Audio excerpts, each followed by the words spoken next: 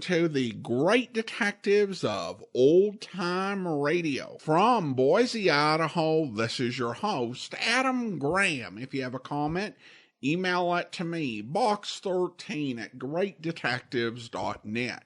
Follow us on Twitter at Radio Detectives and check us out on Instagram, instagram.com/Great Detectives. I do want to encourage you to check out our other podcast, in particular, The War. The War is one of those projects that I'm most proud of, as it really gives you a feel for World War II as told through radio. We start with the pre-war era and go all the way through to the end of the war. And through comedy, through news programs, through drama, you get to see how the country was and how it changed through the course of the war. If you're interested in World War II, I encourage you to check it out. Go to thewar.greatdetectives.net, and you can find all of the other podcasts that I've done around Golden Age Entertainment and Old Time Radio at the Great Detectives of Old Time Radio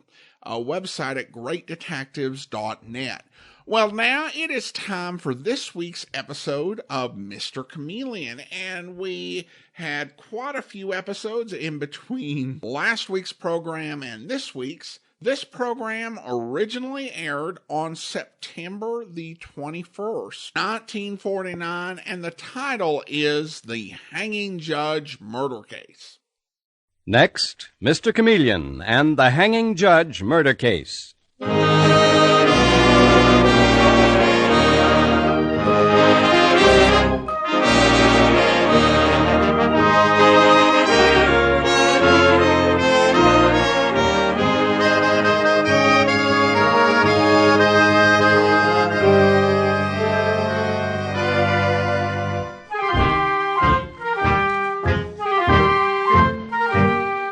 Tonight, we again present the famous Mr. Chameleon of Central Police Headquarters in his famous cases of crime and murder, brought to you by the makers of genuine Bayer aspirin.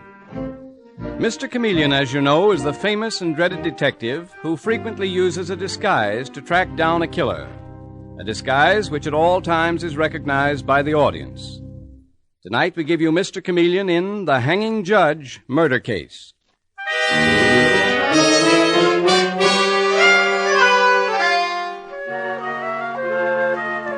The story opens as the famous Judge Hatch, known far and wide as the Hanging Judge, is seen striding rapidly and impatiently along one of the corridors of the Cyrus Blackstone Museum in a quiet residential section of New York. And with the judge is his young and obviously puzzled daughter, whom we hear saying, "Father, what's this all about? Why did you insist on coming here to the museum today?" You'll soon find out, Barbara. But I want to know now. After all, you've never come near this museum before, even though Cyrus Blackstone was your cousin. And then suddenly you decide that you have to come here this afternoon.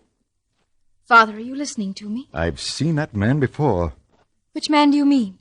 Yes, I've certainly seen him before. Barbara, come in this room, quickly. But Father, what is this? Come in here, quickly. I don't want him to see me. I'll pretend to look at this antique wooden box. But, Father, the sign there says do not touch. All these things are very valuable. Never mind the sign. I'm going to look at this box. Then I propose to have a little talk with the head of this museum, Miss Priscilla Ames. Miss Ames? Yes. Incidentally, this box is a work of art. Come and look at it, Barbara. Come. Father! Father! Oh, good heavens, he's dead! He's dead!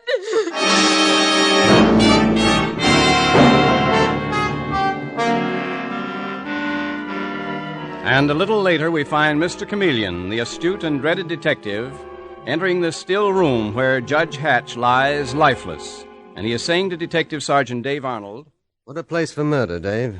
Quiet sanctuary like this, surrounded by wonderful works of art. Never expect violence to take place within these walls.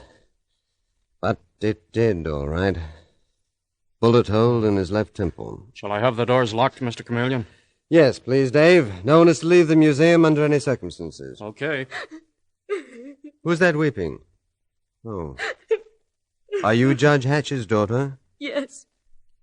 I'm Barbara Hatch. I'm Chameleon of Central Police Headquarters. Were you with your father at the time of the murder? Yes. He was looking at that antique wooden box when I suddenly heard a shot. You didn't see who fired it? No, I was so startled. Mr. Chameleon, who could have killed my father? I was always afraid something like this would happen. Why? He was known as the hanging judge. Hard but just. He sent many men to prison. Yes, that's very true.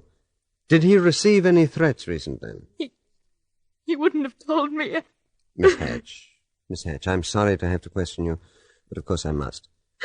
Silas Blackstone, who founded this museum, wasn't he a cousin of your father's? Yes, Mr. Chameleon. Well, then you came here often? No, we didn't. This was the first time we ever visited here. What? Yes. But today Father insisted on coming here. He wouldn't tell me why, except he said that he wanted to see Priscilla Ames. Just a moment before he was shot, he mentioned her name. Who is Priscilla Ames? She's in charge of the museum. Father's whole behavior lately was very strange, Mr. Chameleon.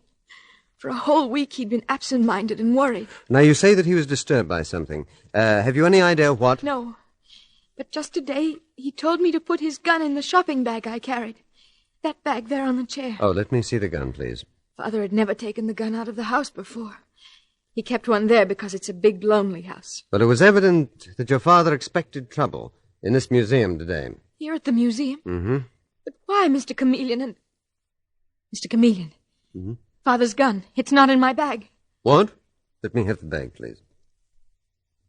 Miss Hatch, think hard. Where was this bag at the time that your father was shot? Why, I'd laid it down on the chair. The chair is right by the door, and the bag is a loose one. Someone could have slipped the gun out. Who? It must have been someone in the museum. All I know is Father said something about Priscilla Ames just before he was killed. And you think this Priscilla Ames could have taken the gun? Well, I don't Why would know. I take your gun, you malicious girl? Are you trying to make trouble for me the way your father did? Oh, so you are Priscilla Ames. I'm Chameleon of Central Police Headquarters. Miss Ames, suppose you tell me how Judge Hatch made trouble for you, and why yours was the last name he mentioned before he was murdered. So Barbara Hatch told you that, did she? I said Father mentioned your name, Miss Ames, and he did. Just before he was shot, Miss Ames. You said Judge Hatch had made trouble for you. What sort of trouble? I asked you what sort of trouble. I don't understand why I should be subjected to this inquisition, Mr. Chameleon. Everybody knows that Judge Hatch was called the hanging judge, and I'm certain that there wasn't a man in New York more criminals wanted to murder than him. It seems quite obvious that one of them killed him. Miss Ames, I am still interested in what was the trouble between you and this murdered man. Mr. Chameleon, to you this place is just a museum. But I knew it when it was a magnificent private house. And I should have been the mistress of that house, Mr. Chameleon, instead of working here on salary. You're a very beautiful woman, Miss Ames, and I presume you mean that the founder of this museum, Cyrus Blackstone, thought so too. Cyrus Blackstone loved me. We were engaged to be married, and Judge Hatch broke it up. Father? Really? How? Miss Hatch, do you know anything about this? Don't ask her. I'll tell you, Mr. Chameleon. I didn't tell Cyrus about my brother. He was a confidence man who spent time in prison. His name was Archie Craig. Archie Craig? I knew him well, Miss Ames. So did Judge Hatch. Exactly. Judge Hatch told Cyrus Blackstone I was mixed up with my brother Archie's schemes. I was innocent. I didn't know my brother was doing anything dishonest. But Cyrus believed Judge Hatch. He broke our engagement. So, in your mind, Miss Ames, Judge Hatch cheated you out of Cyrus Blackstone's fortune? In my mind. It's true.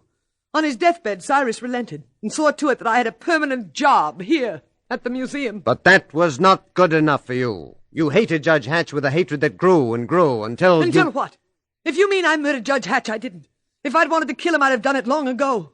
Besides, what about his daughter? Miss Ames, please. Barbara didn't tell you, I suppose, that her father tried to wreck her life. He stopped her marriage just as he stopped mine. Mr. Chameleon, don't listen to her. You're a wicked woman, Miss Ames. You mean your father was a wicked man, Barbara? He couldn't bear to see anyone happy. He wanted to keep you to himself. He didn't want you to have a husband. Is that true, Miss Hatch? Or did your father have another reason for preventing your marriage? Mr. Chameleon, he said there was something wrong with John Clark. But there wasn't. There wasn't. You still love this boy, I take it. And your father stood in your way, and you had a gun in your bag. Mr. Chameleon, what are you saying? I wouldn't kill my father. Whatever he did, I loved him. You also loved that boy, John Clark, and that is the strongest love of all. You were faced with empty years in a lonely house with only your father, and it was too much for you. No, that isn't true. And why would I pick this museum as the place to kill him? On the other hand, Miss Hatch, you carried a gun with you, and that gun has mysteriously disappeared. You had plenty of time before the police arrived to hide it somewhere. I told you someone took the gun, Mr. Chameleon. I remember now. There was a man. When we first came in, my father seemed upset because of some man we saw here in the museum. Upset in what way? Father said, I've seen that man before. That's why he suggested we step into this room. That's why he pretended he was looking at that antique box. Why didn't you mention this before, Miss Hatch? It slipped my mind. Could you identify this man? He must still be here. I gave orders that no one was to leave the museum. Why, I'm not sure, but I can try. Miss Hatch, you and Miss Ames wait here, please. I'm going to find Detective Sergeant Arnold. Dave. Yes, Mr. Chameleon. I was just coming in to see you. Mr. Crosley and I have been looking for the murder weapon. Who are you, Mr. Crosley? Philip Crosley at your service, Mr. Chameleon. I'm Priscilla Ames' assistant. I help her run the museum. So you've been looking for the murder weapon. Any luck? Not yet. Tell me, how many people were here at the museum at the time of the shooting, Mr. Crosley? Oh, quite a few. School teachers, tourists. They're all in a room upstairs, as you instructed. Any men? Judge Hatch mentioned seeing a man who looked familiar to him just before he was murdered. Oh, of course. There was one very distinguished-looking man. Looked like, a Hollywood conception of a foreign diplomat, Mr. Chameleon. Gold-headed cane, Homburg hat, striped trousers. Foreign diplomat? Wait a minute, Mr. Crosley. Does he also sport a monocle? Why, yes, he does. Mr. Chameleon, you don't think... Indeed I do, Dave. Go and tell the distinguished gentleman that I want to see him. Oh, Dave, after that, call the police commissioner. Send someone to Judge Hatch's house. Go over his effects and see if he'd received any threatening letters. Yes, sir. Mr. Chameleon, this will probably be one of the easiest cases you've had to solve. Why? Because Judge Hatch was known as the hanging judge, and from everything I've ever read about him, a lot of criminals would have liked to kill him. It looks as if all you'd have to do is check up on the people he's given stiff sentences to. Check on them, and among them you'll find your man. So you're interested in criminology, Mr. Crosley? No, I'm afraid that's a little far removed from the quiet occupation I follow in a museum. Well, your hunch may be a good one at that. Dave, you send in our friend with the monocle, please. Okay, Mr. Chameleon. Particularly anxious to see him. Mr. Chameleon, do you mean that you know this man? Mr. Crosley, unless I am much mistaken, he's Andy Matthews, a well-known fence and confidence man. And I see that I am not mistaken. Hello, Andy. Hello, Mr. Chameleon. Well, this is a pretty mess. I walk into a museum to get a little culture, and what happens? Some man is murdered. Police all over the place. Oh, it's awful tough on you, Andy.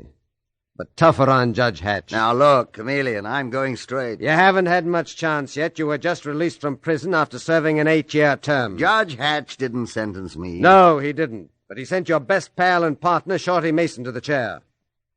Now, what do you know about this murder, Andy? What were you doing in this museum, and where's the murder gun? Why don't you search me, Chameleon? Because I think you're too smart to kill a man and keep the gun on your person. And I think you're too smart, Chameleon, to even dream that I'd kill Judge Hatch. You haven't forgotten, I hope, that he was well known as the hanging judge. When I was in stir, at least 20 men said their first act on release would be to knock off that old beak. Do you get my point, old man? The point is that those 20 suspects you so kindly present, Andy, are still in stir, but you are out and on the scene here. And I'm quite sure that Judge Hatch's daughter will identify you right now, Andy. Miss Hatch, you step in here, please, to identify someone. Yes, Mr. Chameleon. Miss Hatch, is this the man that your father saw just before he was shot? Is this the man who disturbed him so that he ducked into a room to avoid being seen? I don't know, Mr. Chameleon. I honestly couldn't say. Sorry, Chameleon, your mistake. Miss Hatch, you go back into that room, please, and ask Priscilla Ames to step out here. Yes. Miss Ames, Mr. Chameleon wants you. Miss Ames, is this man familiar to you? What do you mean? How would I happen to know a cheap crook? You forget, Miss Ames, that your brother was a crook. A confidence man just like Andy. Well, I never saw this man before. I never laid eyes on him. That's very odd, because at one time he and your brother were partners. Mr. Crosley. Yes, sir. What's that in that showcase on the wall? Why, that's a display of antique guns, Mr. Chameleon. Let me look at them. Antique guns? Well, you don't say. And is that little automatic in the corner an antique? When'd you put it in there, Andy? When'd you hide the murder gun in that case? I didn't, Mr. Chameleon. I never saw it before. Mr. Crosley, open the case, please, so I can get the gun. Well... What are you waiting for? I said open the case. I can't, Mr. Chameleon. I don't have the key. Who has?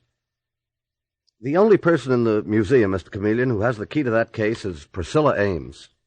Well, Miss Ames, how do you explain this?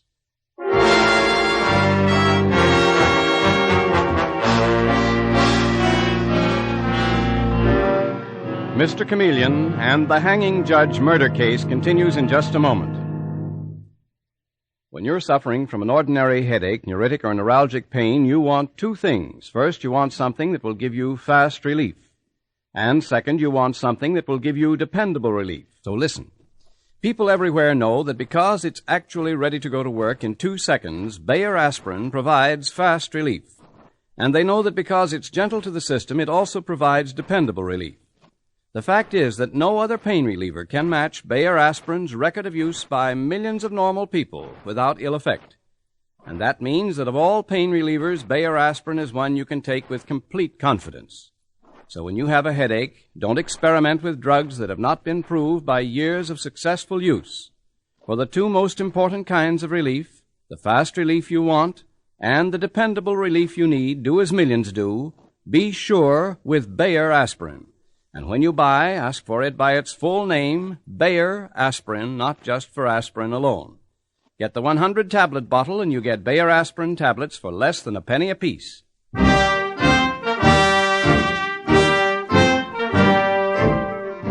And now back to Mr. Chameleon and the Hanging Judge murder case. It is a few seconds later in the Blackstone Museum where Judge Hatch was mysteriously shot to death. Mr. Chameleon is facing a group of badly frightened suspects, and he is saying to the white-faced Priscilla Ames, the curator of the museum, Give me the key to that showcase, Miss Ames. The one with the antique guns and the murder gun among them. I haven't got the key with me, Mr. Chameleon. Mr. Crosley, your assistant says you are the only one who has a key. But I must have left it somewhere. I haven't got it with me. I don't intend to wait while you look for it, Miss Ames. I'll have to smash the glass case. And here is the disappearing gun. The gun that killed Judge Hatch. Miss Ames, you're the only person who had the key to this case. Someone could have stolen my keys, couldn't they? I left them in my desk. You just told me that you didn't know where they were. Don't try confusing me, Mr. Chameleon. Barbara Hatch could have taken them and hidden the gun after she'd killed her father. And so could Andy Matthews here. Look here, Chameleon, what is this? Suppose you tell me, Andy. Mr. Chameleon, I'm certain Andy Matthews had as little to do with this murder as I did. Well, awfully nice to meet two such completely innocent people. Andy, get out of this room and wait for me upstairs. That suits me, Chameleon. Get going, Andy. Okay. Mr. Chameleon, why do you dismiss a person like Andy Matthews and hold me here? Mr. Chameleon, look what I dragged up from the basement. Yes, Dave? Let go of me, you big bully! Let go of me! Not until Mr. Chameleon has had a little chat with you. Who is he, Dave? Mr. John Clark, the former fiancé of Barbara Hatch. Just why were you hiding in the basement, young man? I was trying to keep out of sight while Judge Hatch was here. If you knew what a so-and-so he was, you wouldn't blame me.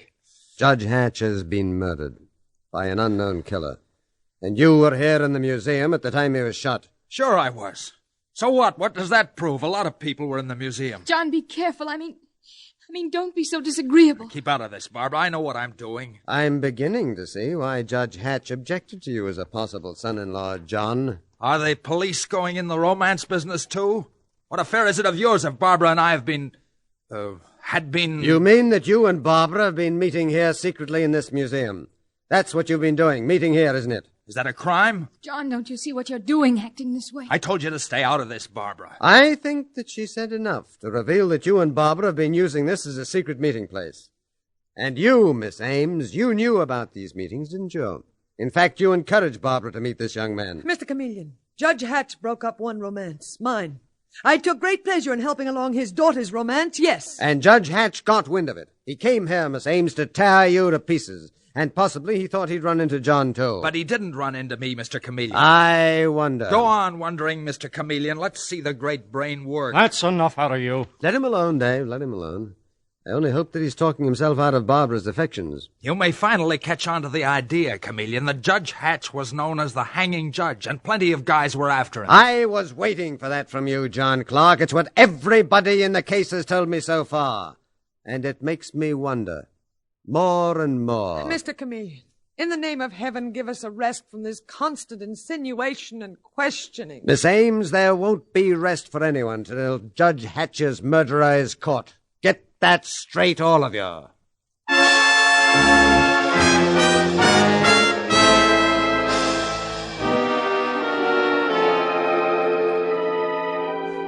It is now the next day, and we find Mr. Chameleon at Central Police Headquarters in the office of the Commissioner of Police. He is saying, Good morning, Commissioner. Tell me, have the boys picked up anything for me? Well, the newspapers have certainly picked up plenty, Chameleon. The idea of the hanging judge being murdered seems to be most intriguing to them. Putting you and me in the same sack as a couple of nitwits. Don't take it so much to heart, Commissioner. Well, anyway, here's what the boys picked up, Chameleon. First, this partly burned letter taken from Judge Hatch's room. Oh, thanks.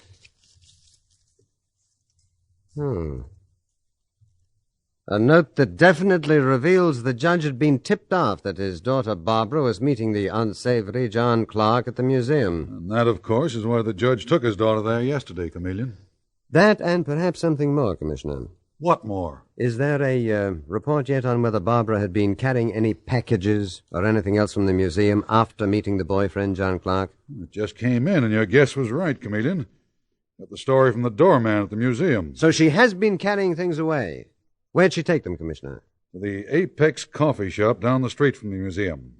A hangout for Andy Matthews and a number of other crooks, including a couple of fences. The Apex coffee shop, Well. Chameleon, you don't think Judge Hatch's daughter killed her own father, do you? Incredible. Ghastly. It's happened before, Commissioner. Love-crazed girl, domineering, arrogant father. Anyway, it gives me an idea. Commissioner, order that museum reopened to the public right away. Open to the public? Why take that chance? Because it'll draw a big crowd of morbid curiosity seekers and give me the chance to go in there disguised as one of them.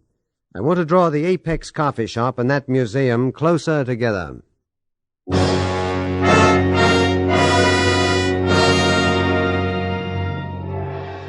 Yet even as Mr. Chameleon is talking to the police commissioner, a trembling girl is waiting in the Apex coffee shop down the street from the museum.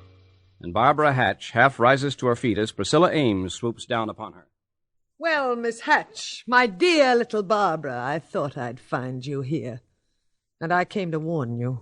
What about Miss Ames? You know what about Barbara. So help me, I'll kill you if you say one word to Mr. Chameleon that implicates me in your father's murder. I didn't mean to, Miss Ames. I'll see that you don't. I've had enough of your sanctimonious family interfering in my life. I'm afraid. You should be, Barbara. I suppose Chameleon will be coming to the museum in disguise. That's his specialty. But if he does, I'll recognize him. I'm sure I will. And then what? I don't know. But don't forget this. I know a lot about you, Barbara. And don't you ever forget it.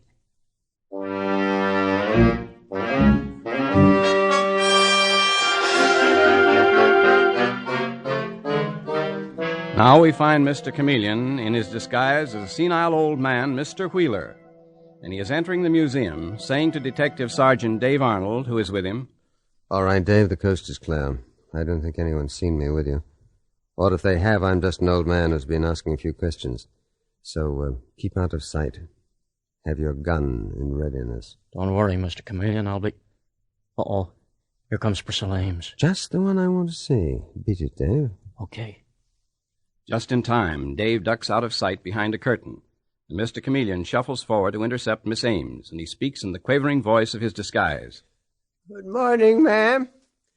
Is this the room where Judge Hatch was killed? Oh, good heavens, I'm sick and tired of answering that question. People come here now out of morbid curiosity, instead of wanting to see these beautiful works of art. Can't blame him much, can you? Human nature being what it is. Was this the room where Judge Hatch was murdered? Yes, it is. My. Think of that. My name's Wheeler. What's yours? Miss Ames, I'm the curator of the museum. And now, if you'll excuse me. Oh, that's a pretty box. What? I say that antique box is mighty pretty. Mind if I look at it? Well, certainly I mind. I run this museum. Nothing is to be touched. Be careful. You get mad because people come here out of morbid curiosity, then you get mad when people look at your works of art. Mr. Wheeler, that antique box is not to be touched. Don't you see the sign, do not touch? I'm not hurting it, Miss Ames. Put it down. You've got no call to speak to me like that. All I want to do is look inside the box, and I'm going to. Got him, Dave? Yes, I've got him, Mr. Chameleon. Your shot nicked him in the arm. And bring him out. Mr. Chameleon. You are Mr. Chameleon? Yes, Miss Ames, and here is John Clark, the murderer of Judge Hatch. Barbara Hatch's fiancé. No. Your accomplice. Priscilla, help me. Help me. She won't help you, John. Instead, she'll tell me everything. She wants to save herself from a murder rap. It was she who gave me my first clue when she lied about not knowing where her keys were. Mr. Chameleon. Judge Hatch had picked up this antique box. He was raising the lid, just as I did now. And hidden inside this box was a fortune in stolen jewels, like these. He was murdered because, quite by accident, he found those jewels. Are you saying that I handled stolen jewels? That's exactly what I'm saying, John Clark, and I'm also saying that you killed Judge Hatch. But the gun was Barbara's gun. The gun you sneaked from Barbara's shopping bag, you mean? No, I... John Clark, you and Priscilla Ames were working together, passing stolen jewelry. And this is how it was done. Barbara Hatch used to come in here to meet you, John.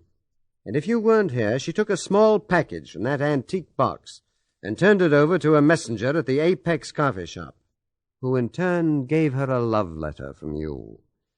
To Barbara, it was a romantic game. She'd no idea that she, your judge's daughter, was being used by criminals to pass stolen loot. I'm saying nothing, Chameleon. Oh, but I am.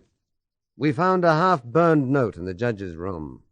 A note for Barbara from you, John Clark, which thanked her for following instructions.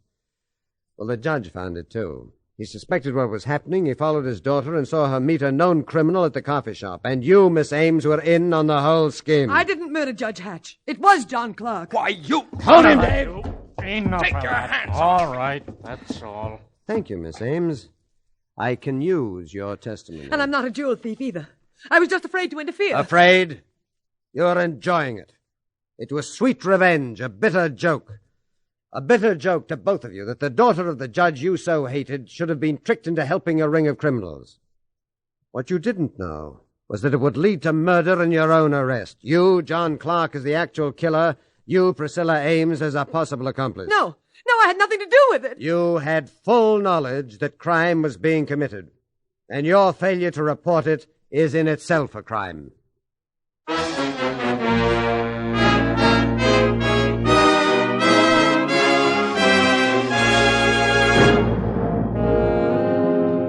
And with these words, Mr. Chameleon concludes tonight's murder case.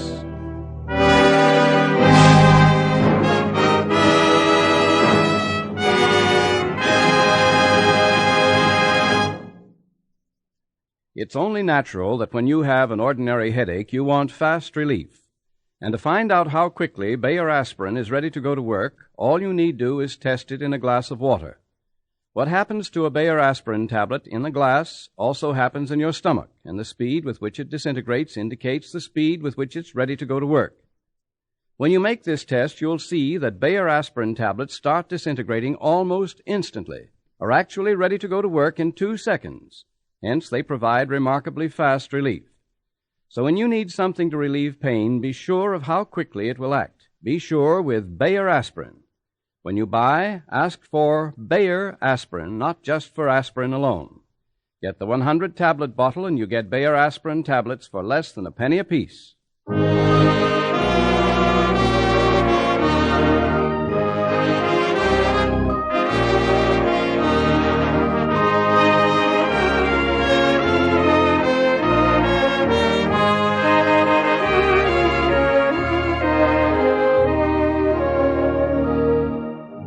Listen next Wednesday night at this same time for Mr. Chameleon, the Man of Many Faces, in The Friendly Divorce Murder Case.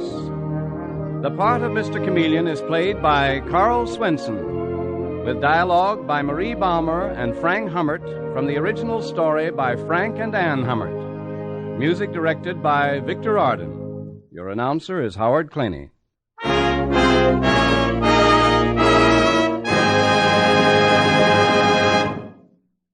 To millions, tooth decay means suffering, worry, expense. But now, thanks to a remarkable scientific discovery, you can actually cut down tooth decay simply by using new ammoniated Dr. Lyon's tooth powder. Based on a formula developed by University of Illinois scientists, it actually destroys bacteria Lactobacillus acidophilus, which cause tooth decay. As a result, dentists by the thousand recommend this type dentifrice. So to cut down tooth decay, to have sounder, healthier, handsomer teeth, use ammoniated Dr. Lyon's tooth powder. Both regular Dr. Lyon's tooth powder and new ammoniated Dr. Lyon's are at all drug and toilet goods counters.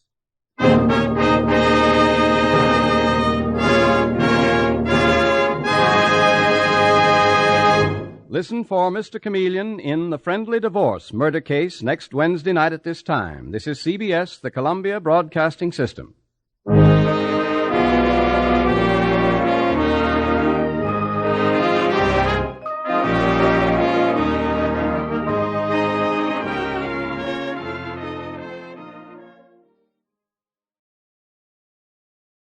Welcome back. Well, this episode took an approach really similar to what you'd hear on a lot of other programs from the Hummert Radio Factory, such as Mr. Keen, Inspector Thorne, or Hearthstone of the Death Squad. And the use of disguise is really incidental. And I hope that's not a trend that continues to the degree we had in this episode. Now, to be clear, the episode still works, as well as any of those other programs did. But I thought the early Mr. Chameleon really had something unique to it.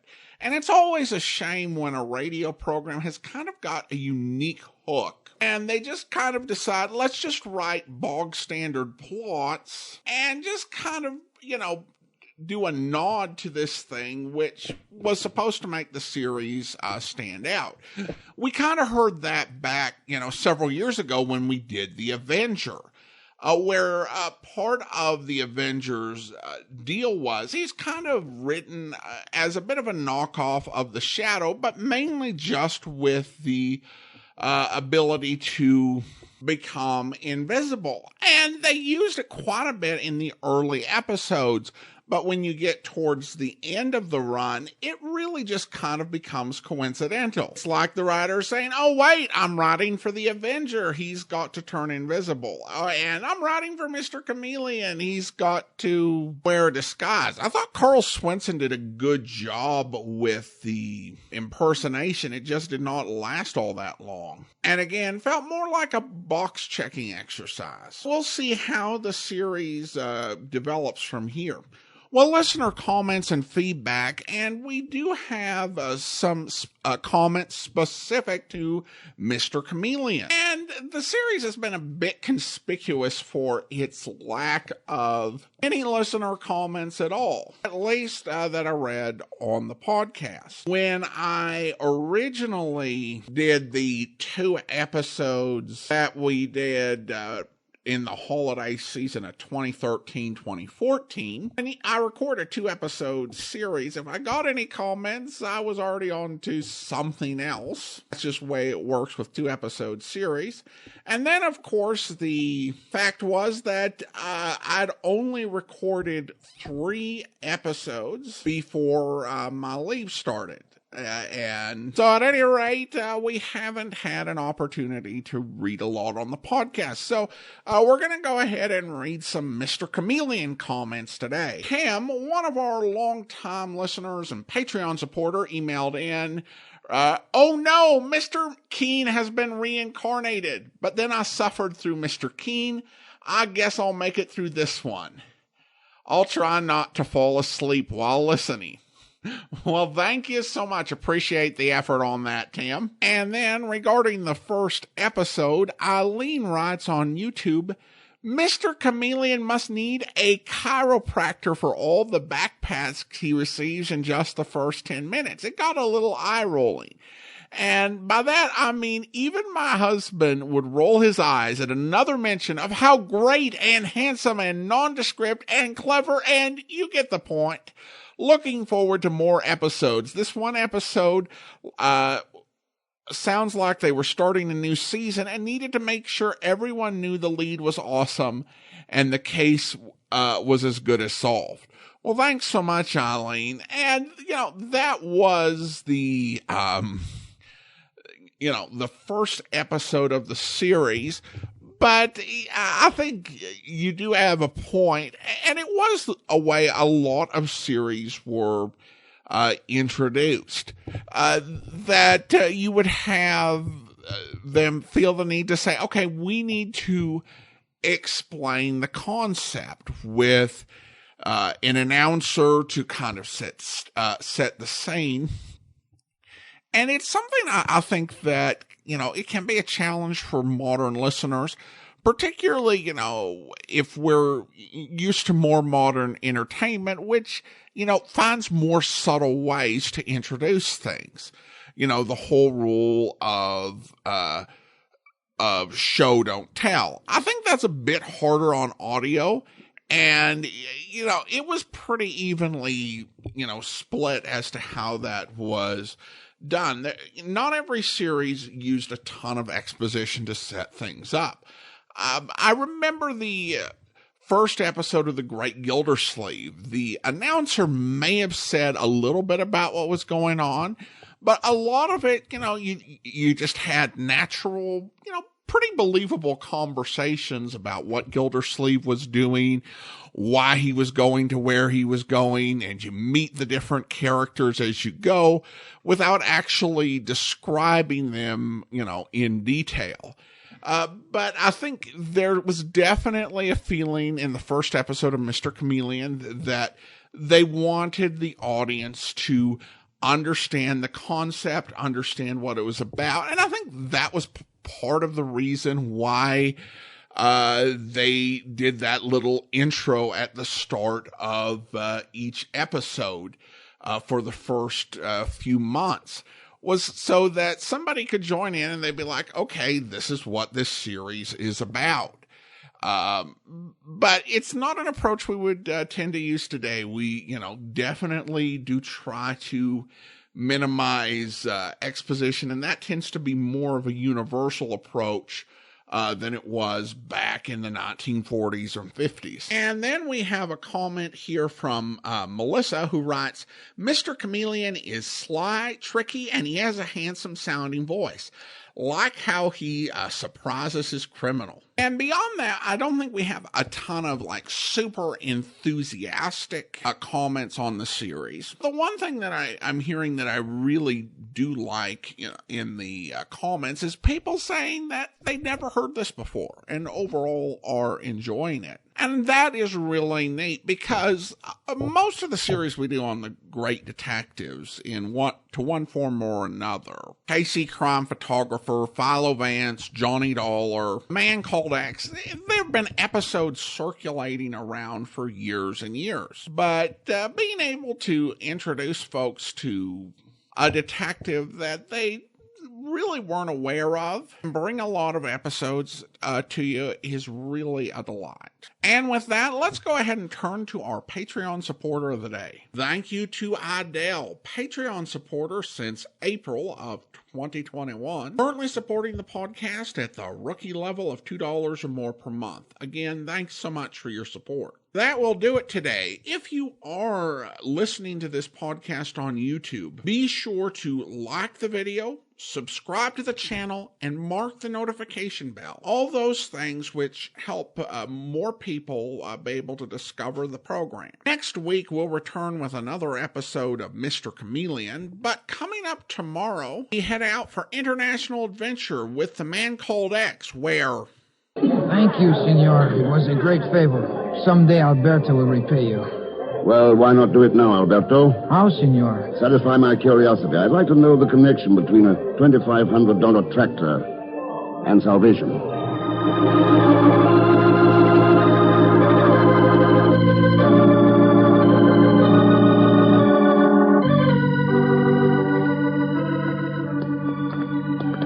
You see, senor, I was sent here to the fair by the people of my village, the village of Cento. Cento? A small farm community, isn't it? Some 75 kilometers north of here? See. Yeah. And without that tractor, Cento would be a dead village within a year. How does that figure? Our land is rough and barren, senor. Our farming equipment is crude and old, and most of our young men have gone to the cities for work. But you only have $273. It was all the money my people could raise. The women even sold their wedding rings. Well, didn't you know it wouldn't be enough? All I know is that my village cannot be allowed to die. Yes. I hope you'll be with us then. In the meantime, do send your comments to box13 at greatdetectives.net. Follow us on Twitter at Radio Detectives, and check us out on Instagram, instagram.com/greatdetectives. From Boise, Idaho, this is your host, Adam Graham, signing off.